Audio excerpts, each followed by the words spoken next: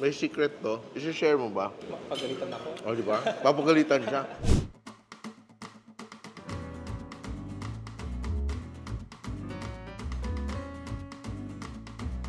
So we are having a feast today, and we are at Shantung, and I'm with Justin, and we are trying out some of their most popular dishes. One of the oldest versions of hot and sour soup. Yeah. So very classic, very straightforward. Ito yung one of the simplest na hot and sour soup na natikman ko, no? This is one of their specialties here, ang patatim with our mantaw, no? And ito siya, it's like a DIY siopaw.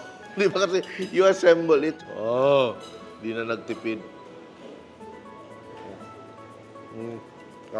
Lambot. Ito, hindi masyadong matamis, no? Very popular fried chicken. Very classic, parang Chinese style na fried chicken talaga. And may sauce, medyo sweet and sour. There's a certain aroma. May secret to. I-share mo ba? Pagalitan ako. O, di ba? Papagalitan siya. Alam ko yun. Hindi ko rin i-share. There is just so much food in front of me. It's time to dig in and enjoy. Kaya kayo, bisita din kayo sa Shantung.